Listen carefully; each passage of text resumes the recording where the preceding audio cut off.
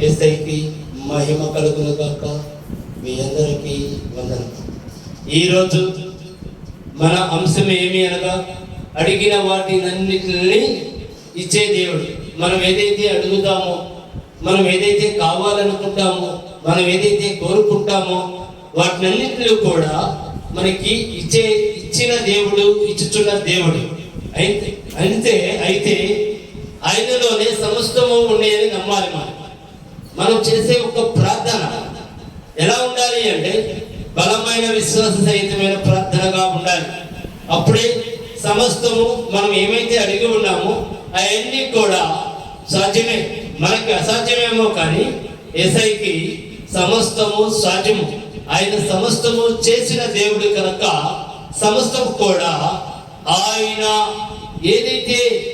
మనం ఏదైతే అడుగుతామో దాన్ని ఇవ్వగలిగిన దేవుడు, ఇచ్చిన దేవుడు అని మనము మొట్టమొదటిగా నమ్మాలి. ఎందుకంటే యేసయ్య మనతో ఏం చెప్పాడంటే, మనము విశ్వాసంగా ఉండాలి. ఎవరి పట్ల విశ్వాసంగా ఉండాలి అంటే, మన దేవుడి పట్ల బలమైన విశ్వాసముగా ఉన్నట్లయితే మనం ఏదైతే అడుగుతామో వాటినన్నిటిని కూడా యేసయ్య ఇస్తానికి సిద్ధముగా ఉన్నాడు. ఎందుకంటే మనము ఎవరిని మరి ముఖ్యంగా నమ్మాలి? యేసయ్యని మనము నమ్మాలి, బలమైన విశ్వాసంతో ఉండాలి. కానీ ఈ రోజుల్లో ఉన్న పరిస్థితులను కనుక చూసినట్లయితే యేసయ్య పైన నమ్మకం చాలా మందికి ఉండాల. బయట జనాల మీద ఉన్న నమ్మకం, బంధువుల మీద ఉన్న నమ్మకం, స్నేహితుల మీద ఉన్న నమ్మకం, వ్యాపారస్తుల మీద ఉన్న నమ్మకం మన యేసయ్య మీద మనకి ఉండలేదు. కానీ ఆయన సమస్తమును చేసిన దేవుడు. మనం నమ్మవలసింది ఎవరిని అంటే నిజానికి యేసయ్యనే నమ్మాలి. దేనికంటే ఎవరు చేయలేనిది ఆయన చేయగలిగిన దేవుడు. దేనికంటే మనం సృష్టించిన మన సృష్టికర్త యేసయ్య అయి ఉన్నాడు కనుక మన చూపు ఎవరి వైపు ఉండాలి అంటే యేసయ్య వైపే ఉండాలి. అయ్యా, నేను నిన్ను అడిగాను, నువ్వు నాకు ఇచ్చేవు, అంతే. బలమైన విశ్వాసం. మనం ఎలా ఉండాలి అంటే విశ్వాస వీరుల్లాగా ఉండాలి తప్ప మనలో విశ్వాసం కోల్పోయిన వారిలాగా మనం గనక ఉన్నట్లయితే మనం ఎంతకాలం ప్రార్థన చేసినా మనకి ఏది దక్కదు. మన ప్రార్థన విశ్వాస సహితమైన ప్రార్థన కనుక అయినట్లయితే మనం ఏదైతే అడుగుతామో అవన్నీ కూడా యేసు నామములో మనకు వస్తాయి. మన ప్రార్థన ఎలా ఉండాలి అంటే యేసు నామములోనే మనం అడగాలి. మన సొంతగా మనం దేన్ని సాధించలేము. యేసు నామములో నాకు సమస్తము సాధ్యమే. ఆయన నామములో మనకి అన్ని కూడా సాధ్యమని మనము నమ్మాలి. దేనికంటే ఆయన నమ్మదగిన దేవుడు, ఆయన సర్వాధికారి, ఆయన సర్వ సృష్టికర్త, మనల్ని సృష్టించిన సృష్టికర్త. కాబట్టి ఆయనకి సమస్తము సాధ్యమని మనం నమ్మాలి.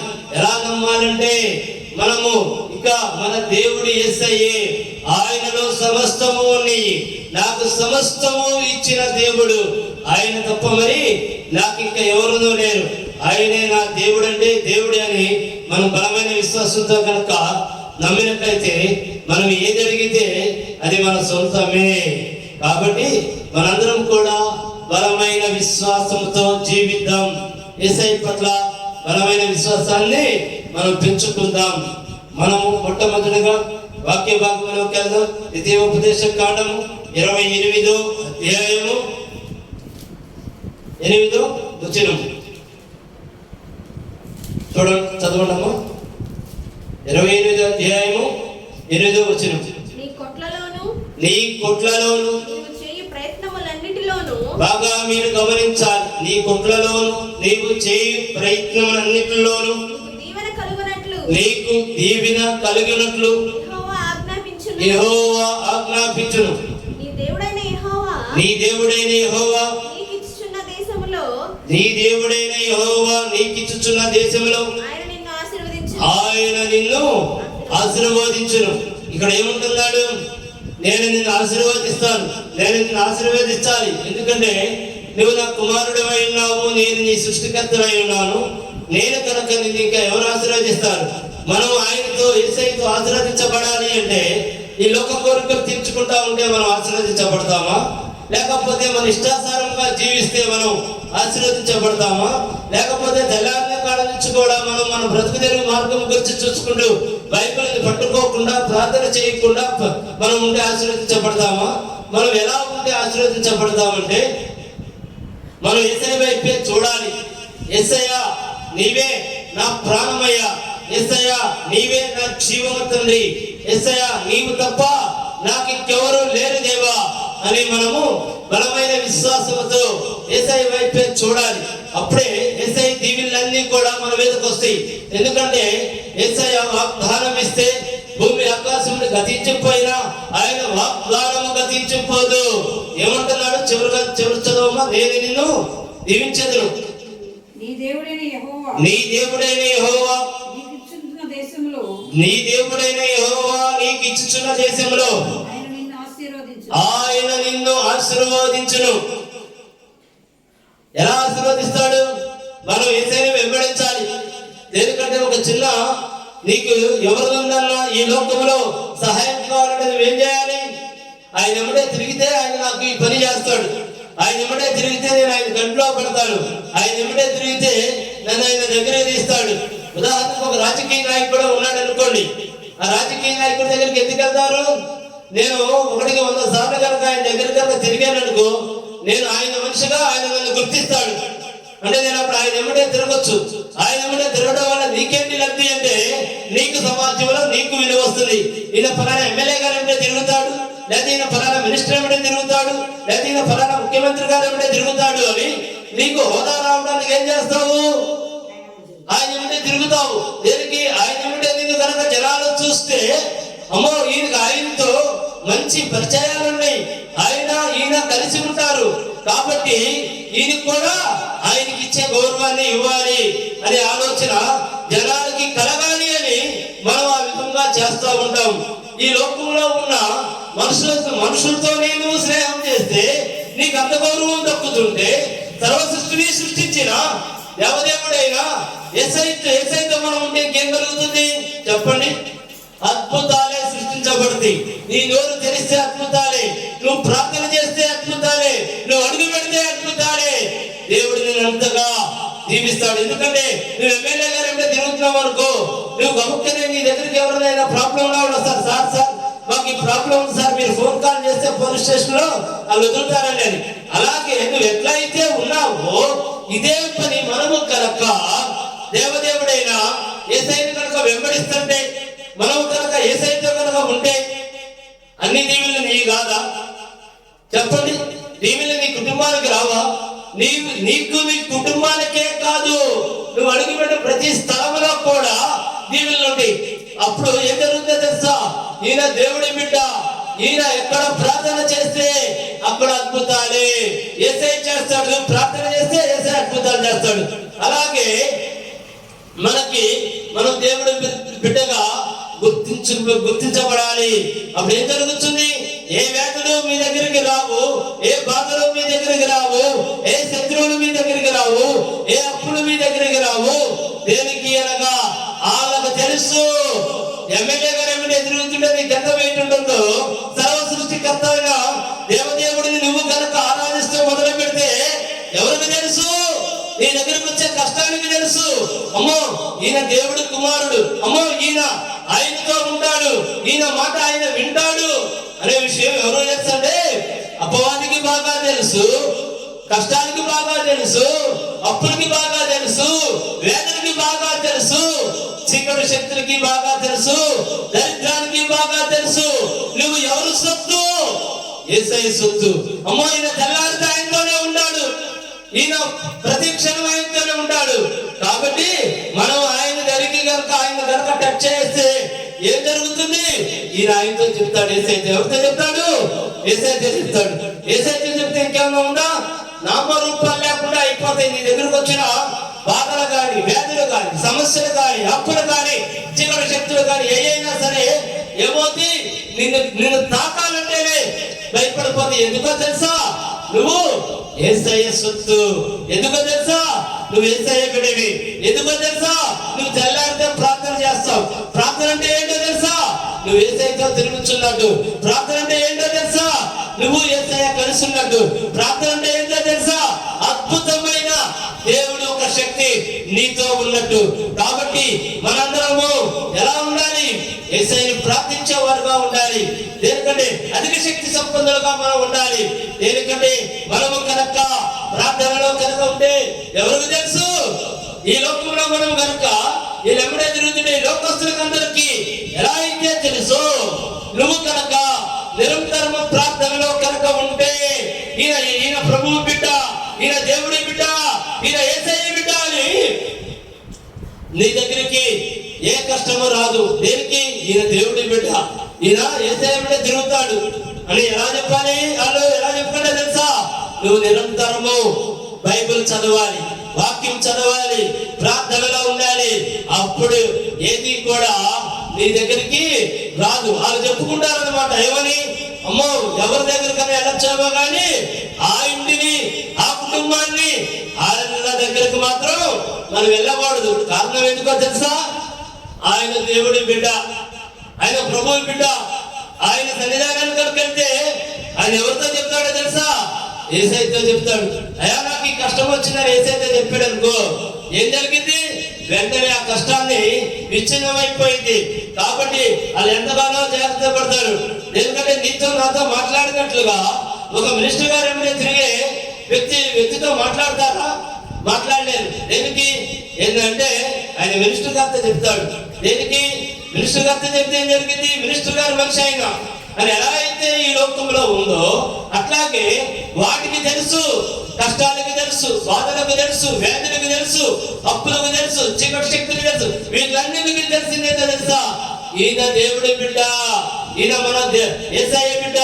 ఇతన్ని టచ్ చేస్తే ఎవరితో చెప్తాడు? యేసయ్యతో చెప్తాడు. యేసయ్యతో చెప్తే ఏం జరిగింది?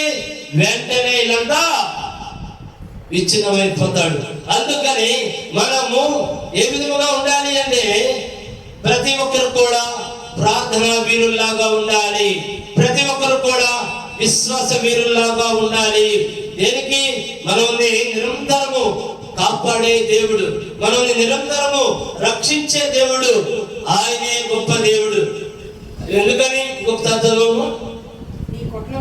నీ కొట్లలోను నీవు చేయి ప్రయత్నం అని. ఒక్క నిమిషం. నువ్వు ఏ ప్రయత్నం అయితే చేస్తున్నావో, నీవు వ్యాపారం చేస్తున్నావా? నీకు ఎవరు కావాలి? ఇక్కడ అయితే అన్నాడు, నీవు చేయి ప్రయత్నములన్నిటిలోనూ చదువు నీకు దీవెన కలిగినట్లు యెహోవా ఆజ్ఞాపించాడు. అంటే నువ్వు ఎవరితో ఉంటే నీకు ఈ దీవెనలు వస్తాయి? చెప్పండి. నీవు ఇష్టం వచ్చినట్లుగా నువ్వు నీ పనులు చేసుకుంటే నీకు దీవెనలు వస్తాయా? నీవు ప్రార్థన చేస్తే యెహోవా ఆజ్ఞాపించాడు. ఏమని? నువ్వు చేసే ప్రతి ప్రయత్నంలో నేనున్నా. ఆయనే కనుక ఉంటే ఆపగలిగేది ఆపడానికి ఇంకా ఎవరైనా ఎదురు రాగలుగుతారా? ఖచ్చితంగా రాలేరు. అందుకే మనం ప్రయత్నం ఉండాలి, ప్రార్థన ఉండాలి. ఏముండాలి? యేసయ్య పైన నమ్మకం ఉండాలి. ఈ మూడు ఉండాలి. ప్రయత్నము, ప్రార్థన, యేసయ్య పైన బలమైన విశ్వాసం. తండ్రి, కుమార, పరిశుద్ధాత్మ, ఈ మూడు ఎలా అయితే ఉన్నాయో అలాగే నీలో పట్టుదల ఉండాలి. ప్రయత్నమునే పట్టుదల ఉండాలి. రెండోది ప్రార్థన ఉండాలి. మూడోది ఏముండాలి? విశ్వాసం ఉండాలి. ఈ మూడు కనుక ఉంటే నువ్వు ప్రయత్నించిన ప్రతి పనిని యేసయ్య దీవించి నిన్ను ఆశీర్వదించాను అని ఆయన వాగ్దానం చేస్తున్నాడు. ఇంకొక ముందుకెళ్ళమా? నీవు నీ దేవుడైన యెహోవా ఆజ్ఞలు అనుసరించి ఆయన మార్గములలో నడుచుకునే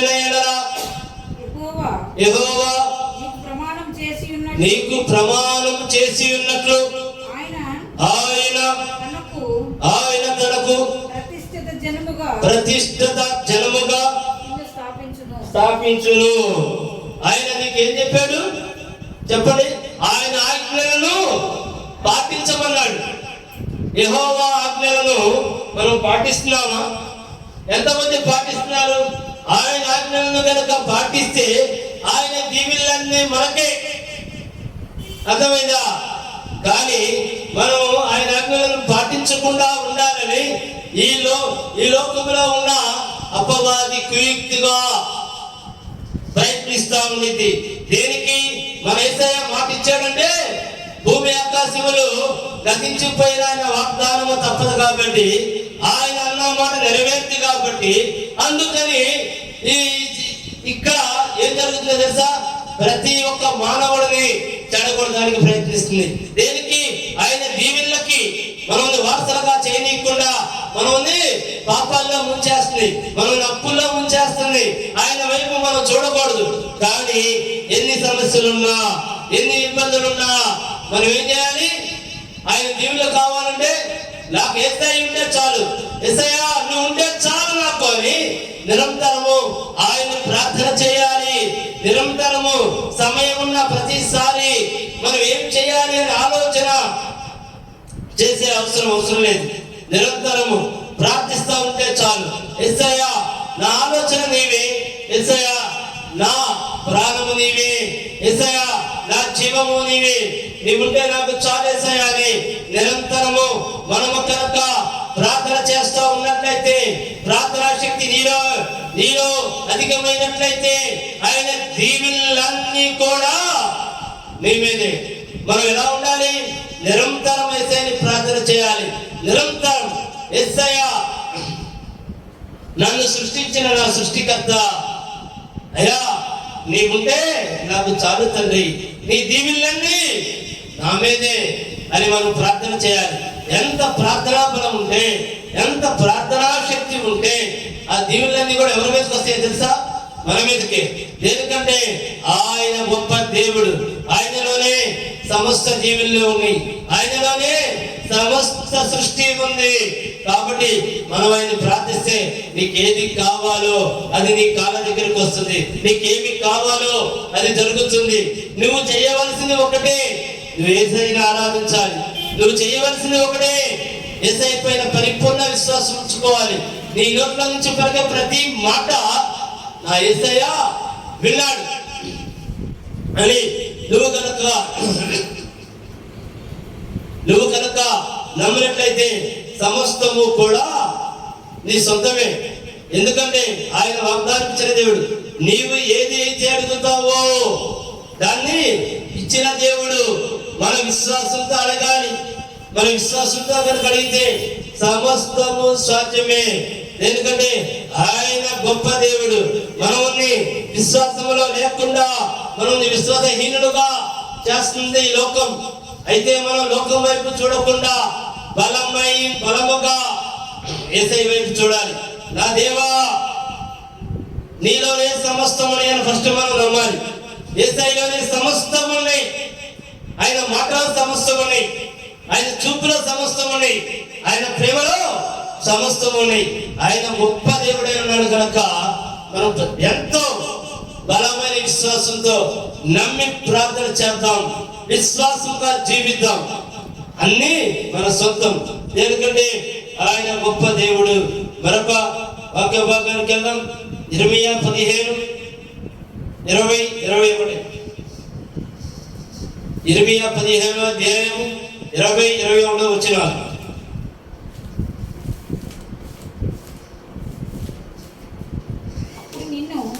అప్పుడు నిన్ను నీ ప్రజలను పడగొట్ట చాలని ఇత్తడి ప్రకారముగా నేను నియమించేదను. నిన్ను రక్షించుటకును నిన్ను విడిపించుటకును నేను నీకు తోడై ఉందును కనుక వారు నీ మీద యుద్ధము చేయుదురు గాని నిన్ను జయింపలేకపోదురని యెహోవా సెలవిచ్చును. దేనికంటే నువ్వు ప్రార్థనలో ఎక్కడ బలపడతావో అని ఎవరు నీ మీద యుద్ధం చేస్తారు చెప్పండి? వ్యాధులు నీ మీద యుద్ధం చేస్తాయి, సమస్యలు నీ మీద యుద్ధం చేస్తాయి, బాధలు నీ మీద యుద్ధం చేస్తాయి, అప్పులు నీ మీద యుద్ధం చేస్తాయి, చీకటి శక్తులు నీ మీద యుద్ధం చేస్తాయి. కానీ ఇక్కడ యేసయ్య ఏమన్నాడు? అయ్యి నిన్ను జయించు చాలు. కారణం ఏంటో తెలుసా? మనలో యేసయ్య ఉన్నాడు కనుక మన దృష్టి ఎక్కడ ఉండాలో తెలుసా? యేసయ్య వైపు ఉండాలి. నీకెన్ని బాధలు వచ్చినా, నీకెన్ని కష్టాలు వచ్చినా, నీకెన్ని వ్యాధులు వచ్చినా, నీకెన్ని సమస్యలు వచ్చినా, ఎంతమంది శత్రువులున్నా నువ్వు చూడవలసింది ఎటు? యేసయ్య వైపు చూసినట్లయితే యేసయ్య వైపు నువ్వు కనుక చూసినట్లయితే అవన్నీ కూడా నిన్ను జయించ చాలు. ఆయన తోడై ఉన్నాడు కనుక అవి ఏమీ నిన్ను చేయలేవు. చాలా మంది వాటికి లొంగిపోతున్నారు. బాధ వస్తే లొంగిపోతున్నారు, అప్పులు వస్తే లొంగిపోతున్నారు, వ్యాధి వస్తే లొంగిపోతున్నారు, శత్రువులు వస్తే లొంగిపోతున్నారు, చీకటి శక్తునికి లొంగిపోతున్నారు. కానీ ఇక్కడ మనం చేయవలసింది ఏమిటి? యేసయ్య వాక్యం రూపంగా మనతో మాట్లాడుతున్నాడు. ఇంకొకసారి చదవమా. అప్పుడు నిన్ను నీ ప్రజలను పడగొట్టజాలని ఇత్తడి ప్రకారముగా. అంటే ఒక్క నిమిషం, ఎంత శత్రు సైన్యం వచ్చినా నిన్ను పడగొట్టలేవు. దేనికి చెప్పండి? అక్కడ మనతో యేసయ్య ఉన్నాడు. చదవం. నేను నియమించదను నిన్ను రక్షించుటకును. ఒక్క నిమిషం, నిన్ను రక్షించేది నేనే, నిన్ను విడిపించేది కూడా నేనే. అంత వాగ్దానము చేసే దేవుడు మనతో ఉండగా, మనకుండగా మనం ఎందుకు భయపడాలి? చాలా మంది ఉన్నారు, ప్రతి సమస్యకి భయపడిపోతారు, ప్రతి ఒక్క విషయానికి టెన్షన్ తెచ్చుకుంటారు.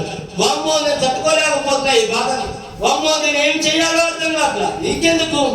ఇక్కడ యేసయ్య చెప్తున్నాడు కదా, నిన్ను రక్షించేది ఎవరు?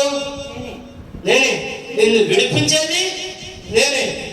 అంటే నువ్వు భయపడిపోతున్నావు, నువ్వు బాధపడిపోతున్నావు అంటే నీలో ఎవరు లేరు? యేసయ్య లేడు. యేసయ్య కనుక నీలో ఉన్నట్లయితే నువ్వు ఏ సమస్యకి, ఏ బాధకి, ఏ వ్యాధికి, ఏ శత్రువులకి, ఏ అప్పుకి, ఎవరికి కూడా నువ్వు భయపడవు. నీలో యేసయ్య. నువ్వు ప్రతిదానికి కూడా భయపడిపోతున్నావు అంటే నీలో ఎవరు లేరంటే యేసయ్య లేరనే చెప్పుకోవచ్చు. నిన్ను విడిపించుటకు నేను నీకు తోడై ఉన్నాడు కనుక వారు నీ మీద యుద్ధము చేయుదురు. కానీ ఒక్క నిమిషం, ప్రతి సమస్య నీ మీద యుద్ధానికి వచ్చింది, కానీ ఎవరు నీకు తోడుండడం వల్ల జయించలేకపోతున్నారు చెప్పండి? యేసయ్య నీకు తోడుండడం వల్ల ఏ సమస్య నిన్ను జయించలేదు. ఎందుకంటే ఈ సృష్టిలో యేసయ్యని జయించేంత శక్తి ఎవరికి లేదు. ఆయన తోడై ఉన్నాడు. నీకు నేను తోడై ఉన్నానయ్యా అని యేసయ్య వాగ్దానం ఇచ్చుచున్నాడు. కాబట్టి ఏ సమస్య రాని నాతో ఎవరున్నారు? మీరు అనుకోవాల్సిన మాట, నాతో నా యేసయ్య ఉన్నాడు, నాకేమీ భయం లేదు. ఓ భయమా పారిపో, నాతో నా యేసయ్య ఉన్నాడు. ఏ అప్ప పారిపో, నాతో ఎవరున్నారో తెలుసా? నా యేసయ్య ఉన్నాడు. ఏ వ్యాధి పారిపో, నాతో నా యేసయ్య ఉన్నాడు. ఎందుకంటే ఆయన గొప్ప దేవుడై ఉన్నాడు. నీ ప్రతి ఒక్క సమస్య నీతో పోరాటం చేసి నిన్ను జయించాలనుకంటే నీలో యేసయ్య గనక లేనట్లయితే అవి నిన్ను జయించేస్తాయి. నీలో యేసయ్య గనక ఉన్నట్లయితే అవి నిన్ను ఎన్నటికీ జయించలేదు. నిన్ను జయించాలని వచ్చి నీకు సలాం చేసి వెళ్ళిపోతుంది. కారణం ఎందుకో తెలుసా? మనలో ఎవరున్నారు? యేసయ్య ఉన్నాడు. మనకు తోడుగా ఎవరున్నారు? యేసయ్య ఉన్నాడు. కాబట్టి ఏది కూడా మనల్ని ఏమి చేయలేదు. ఇంకా ముందుకెళ్ళామా? 21 కూడా దుష్టుల చేతిలో నుంచి ఏమంటున్నాడు ఇక్కడ? దుష్టుల చేతిలో నుంచి నిన్ను విడిపించదను. అంటే మనకి విరోధము వచ్చిన ప్రతి ఒక్కటి కూడా దుష్టుడే. కాబట్టి దాని నుంచి నువ్వు విడుదల పొందాలనుకుంటున్నావా? నీకున్న ప్రతి బాధ నుంచి, నీకున్న ప్రతి వ్యాధి నుంచి, నీకున్న ప్రతి అప్పు నుంచి, నీకున్న ప్రతి శత్రువుల నుంచి, కనపడే శత్రువైనా కనపడని శత్రువైనా ఎవరి నుంచి అయినా సరే నువ్వు విడుదల పొందాలనుకుంటున్నావా? నువ్వు ఎవరి సన్నిధానంలో ఉండాలి? చదువు.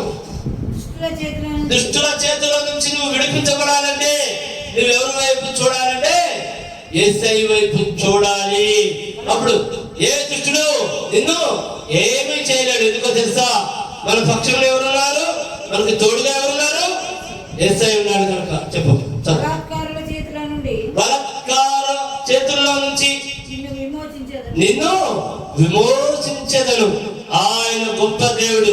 దయచేసి నమ్మమని నేను అడుగుతున్నా. యేసయ్య వాక్యం రూపంలో మనతో ఇలా మాట్లాడుచున్నాడు. ప్రతి ఒక్క మాట నేను చెప్తున్నాను వాక్యములో ఉన్న, బైబిల్లో ఉన్న వాక్యమే. ఆయన మనకి ధైర్యాన్ని ఇస్తానికి నేనున్నాను మీకు అని ఆయన మనతో మాట్లాడుచున్నాడు. కాబట్టి ఏ ఒక్క వ్యక్తి ఏ సమస్యకి భయపడవద్దు. బలవంతుడైన దేవుడు యేసయ్య మనతో ఉన్నాడు.